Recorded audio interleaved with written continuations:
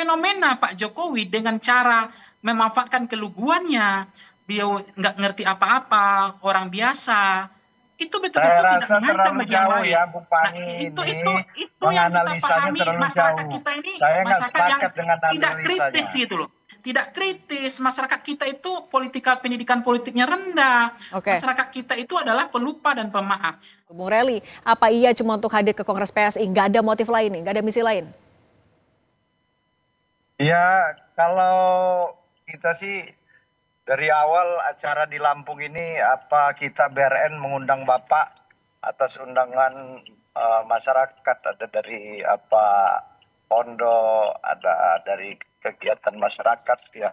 Terutama kami BRN ya, saya selaku ketua BRN itu yang mengundang beliau ke Lampung tuh kami kan. Adapun acara ini sekalian untuk memperkuat PSI. Jadi atas kerinduan dan keinginan masyarakat kepada Bapak, banyak sekali undangan, yaitu yang kami sampaikan BRN kepada Bapak di Solo, dan beliau oke, kalau gitu kita agendakan katanya, dan tanggalnya pun beliau yang memberikan tanggalnya. Ini Bu Reli, tapi Terkait sebenarnya hanya menguatkan PSI atau menguatkan efek Pak Jokowi lagi di daerah? PSI. Jadi apa atas diskusi kami dengan Pak Jokowi bagaimana PSI ini ke depan agar kursi keterwakilan di DPR RI-nya itu bisa terisi pada 2029 tersebut, harus betul-betul apa namanya pengurus di tingkat daerah itu, baik provinsi, apa kabupaten kota, kecamatan sampai desa dan ranting itu betul-betul infrastrukturnya, jaringannya mengakar. Dan ini butuh kerja politik untuk memperkuat semangat Oke. bagi Tapi kader-kader PSI di Oke. daerah. Nah, Bung Reli, nah kalau misalnya memang agendanya PSI, Pak Jokowi kan jelas-jelas pakai topi PSI, pakai jaketnya PSI, tapi Ya. sampai sekarang nggak punya jabatan resmi di PSI, jadi apa? Dan nggak ada, yaitu nggak ada officialnya. Dia jadi apa pengumumannya? Kenapa Pak Jokowi tetap berada di zona abu-abu? Menurut Anda kenapa? Ya, saya rasa bukan di zona abu-abu ya. Pak Jokowi itu apa, selama beliau menjabat kan kita tahu bahwa beliau tidak memiliki satu pun partai politik. Beliau sampai akhir masa jabatannya bukan ketua partai politik.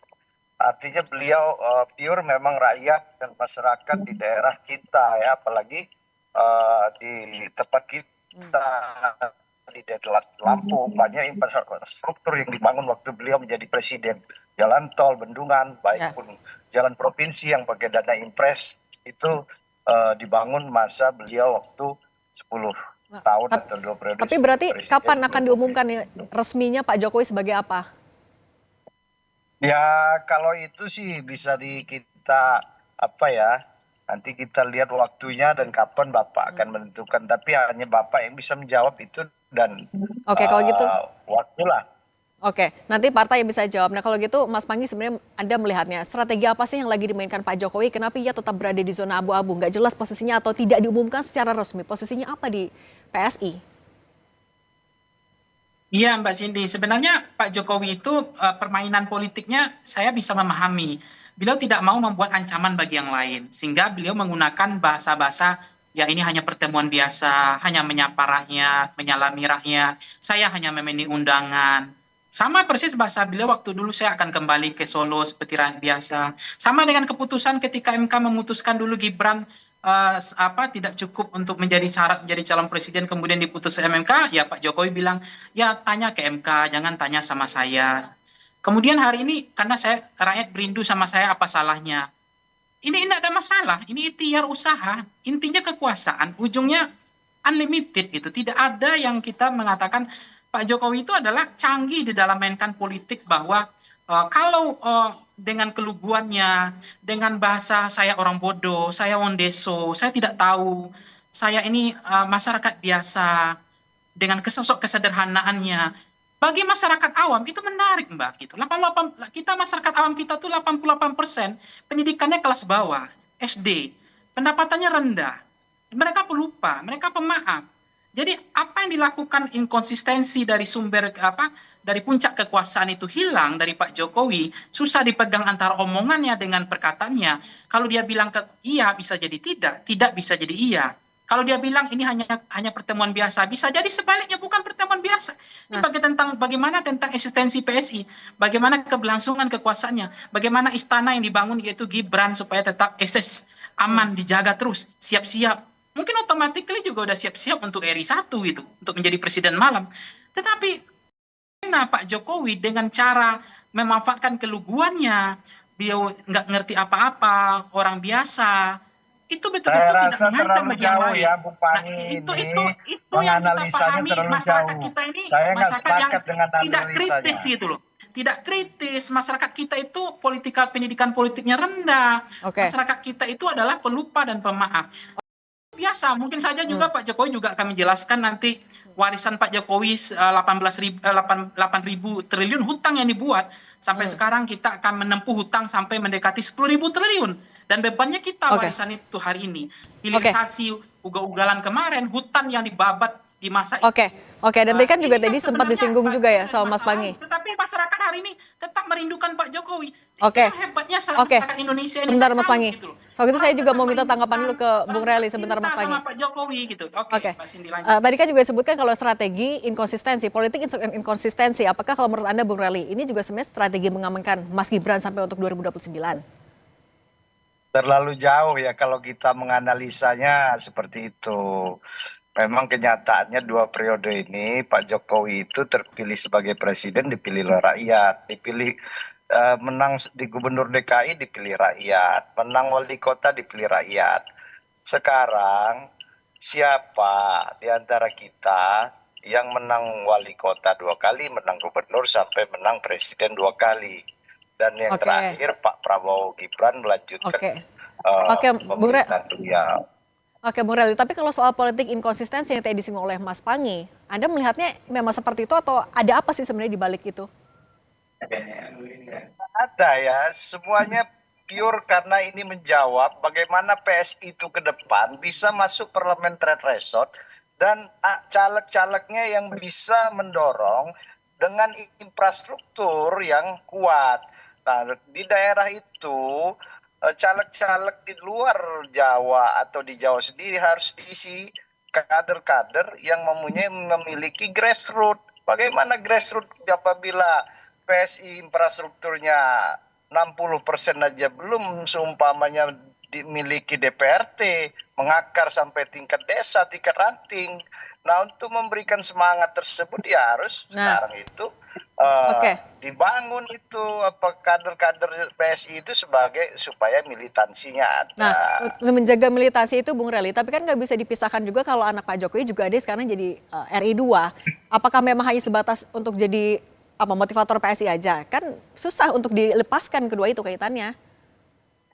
Ya kita nggak bisa ya menampi itu. Sekarang Pak Jokowi adalah putra beliau wakil presiden Republik Indonesia. Berarti untuk menguatkan Mas Gibran juga nggak? Kaisang sendiri adalah ketua partai PSI yang tidak masuk parliamentary threshold. Oke. Kenapa? Karena itu jawabannya itu infrastruktur partainya tidak. Oke, baik. Sekarang Oke, kalau gitu turun untuk menyemangati. Oke, untuk menyemangati kalau gitu Mas Pangi, sebenarnya kalau Anda melihat ini memang untuk sebatas Mas Gibran aja, ya atau ada motif lain juga, apa yang sebenarnya sedang dilakukan oleh Pak Jokowi? Efektif nggak ini sebenarnya?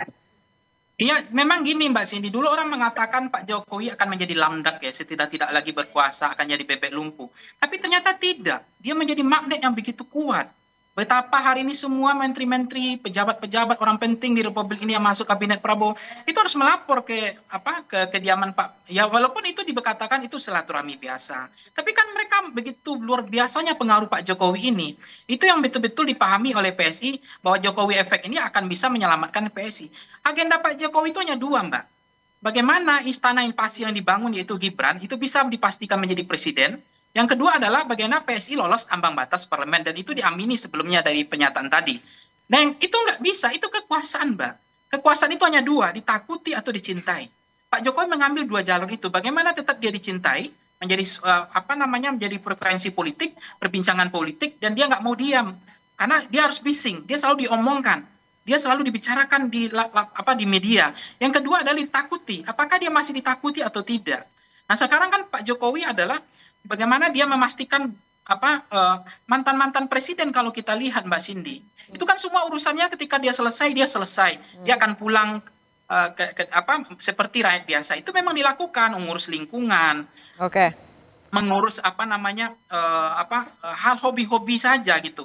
Enggak ada masalah, tetapi ketika Jokowi membentuk relawan itu memang beda dengan model lain. Bahkan relawan wakil presiden. Kemudian dia juga bentuk hari ini Oke. akan safari Mas Pangi. keliling kampanye. Tapi apakah Pak Prabowo nyaman dengan Nah, posisi itu Mas Pangi juga mau saya tunjukkan, mau saya tanyakan juga. Ketika Pak Jokowi melakukan belusukan, sebenarnya ini menunjukkan kedekatan atau justru kerenggangan dengan Pak Prabowo? Iya, belusukan ini sebenarnya kan memang kekuatan penting di dalam face to face itu belum bisa ada yang menggantikan Mbak Cindy. Itu yang dipahami Jokowi.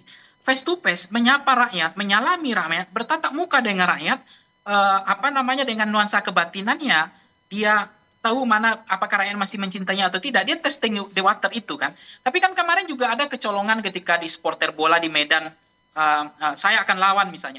Itu juga nggak bisa disetting. Tapi dalam politik itu bisa disetting semua, Mbak. Berarti maksudnya singkat saja ini menunjukkan apa? Kedekatan atau kerenggangan? Bagaimana orang pura-pura nangis itu bisa disetting.